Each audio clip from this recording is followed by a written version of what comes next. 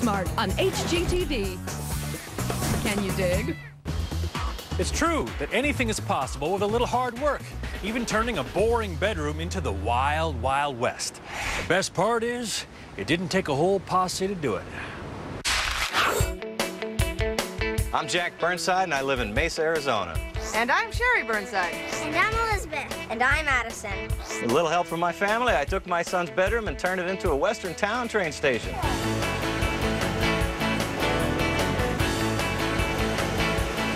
Climb aboard and look what I did!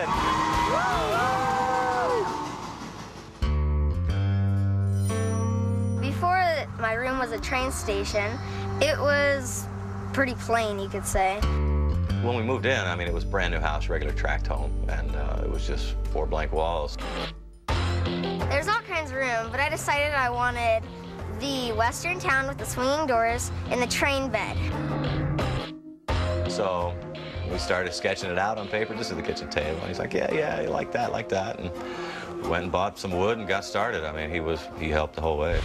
Probably one of the biggest challenges to doing the Western Town was the scale of it. The room's only 13 by 13. It has to be designed so it fits in the room and designed so it fits a little kid. The storefront was framed up with 2x4s.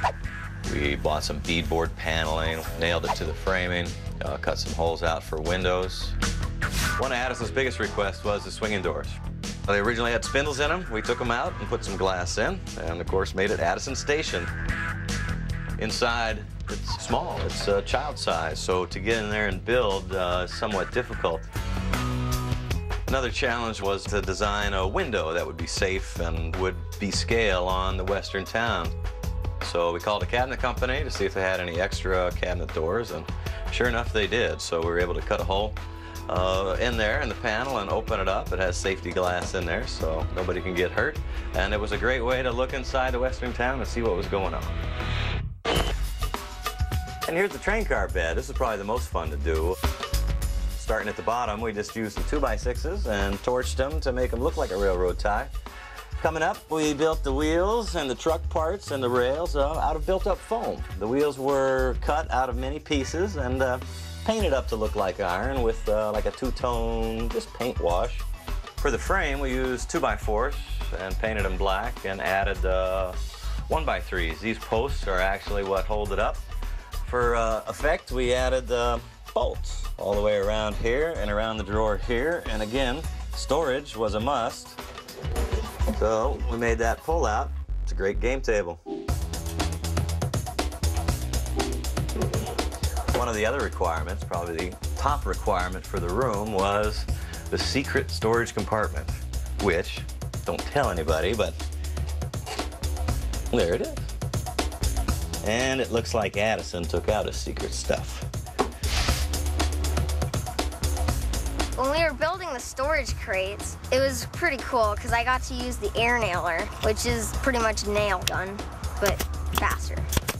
When we went to build the storage crates, he was there to always help and grab tools and whatever. He was enthusiastic through the whole thing.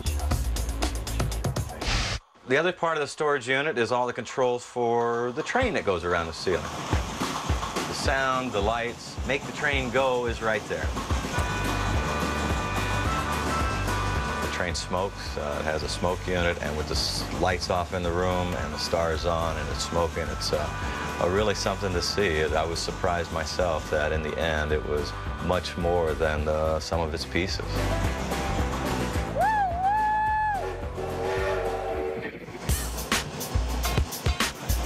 The bridge is made out of oak as well. We put it together, we put up all the support pieces and then came back and put in the angled crisscrosses to give it a look that made it look like a trestle or feel like that. We were able to put the signs on the bridge that said Addisonville and those type of things. Once he was able to see his name on the pieces, he thought that was pretty cool. I think the inspiration for Sherry and I wanting to do this room for our children was that the ability to let them see that anything's possible. The look on his face, just with the ideas alone, was quite a bit of inspiration just to us to see it in their eyes.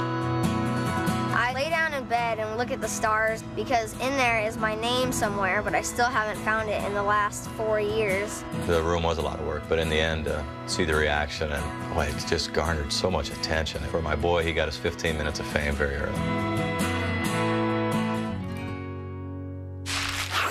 Coming up, why a small lot shouldn't keep you from building a wide-open kitchen.